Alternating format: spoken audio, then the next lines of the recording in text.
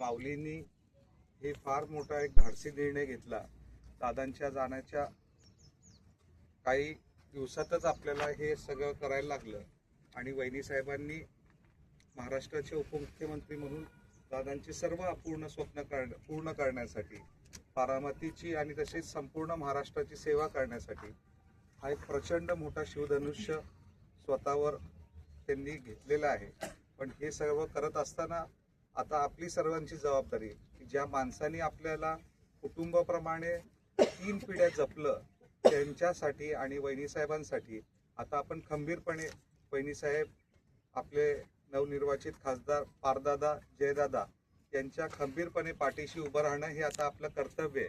म्हणूनच त्याची सुरुवात, आणि हे नुसतंच आत्तापुरतं नाही तर आपण जे दादांनी वैभव केलेलं आहे, मला सांगायला तुम्ही नक्षत्र ग्रुपमध्ये का सांगितलं नाही, 3-4 तक्रारी आल्या, पण दादांनी या सगळ्या ग्रुपसाठी एवढा सुंदर भव्य दिव्य डोम करतायत. जो डोम आपल्यासाठी उन्हाळ्यात आणि इतरही वेळेस आपल्याला एक अजून चांगल्या पद्धतीने इथला उपभोग घेण्यासाठी दादा 24 तारखेला सुद्धा 25 तारखेला सुद्धा डोमवर पाहणी करून गेले होते. रविवारी नांदेडला जाताना विमानात बसताना ते डोमची पाहणी करून गेले होते. तर या प्रत्येक गोष्टीमध्ये दादांचा श्वास आहे. बारामती हा दादांचा श्वास आहे, तो कधीच थांबणार नाही.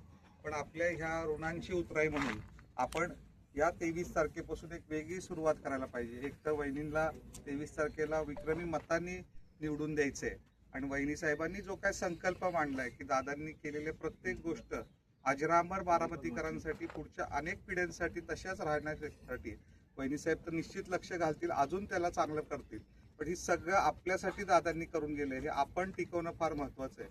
पण नक्षत्र गार्डन मध्ये जो दर रविवारी पहिला असू द्या किंवा शेवटचा असू द्या, मी वहिनी साहेब दादांचा एक कार्यकर्ता म्हणून आपल्याबरोबर सहभागी होईलच स्वच्छता मोहिमेमध्ये. आणि आपण हे दादांनी केलेलं वैभव वहिनींच्या मार्गदर्शनाखाली अनेक पिढ्या टिकवण्याचं व्रत आपण या ठिकाणी घ्यायला पाहिजे. 23 तारखेला आपण सकाळी 7 ते 6 पर्यंत मतदान करूनच बाहेर पडायला पाहिजे. आणि तिथंच आपल्या कुटुंबाचं नव्हे तर आपल्या मित्रपरिवारांचं, शेजार पाजाऱ्यांचं, आपण बरेचसे सोसायट्यांमध्ये राहतात, ते सगळ्या सोसायटीमध्ये 100% मतदान कसं होतं. बाहेरगावचं कोण गेलं असेल, आपली मुलगी कुठं घरी लग्न केल्यानंतर ती सासरवडीला असेल, तर त्यांनाही बोलून घेऊन जास्तीचं मतदान कसं करता येईल हे आपण सगळ्यांनी एक आपलं कर्तव्य समजून उद्याच्या 23 तारखेला करायचंय.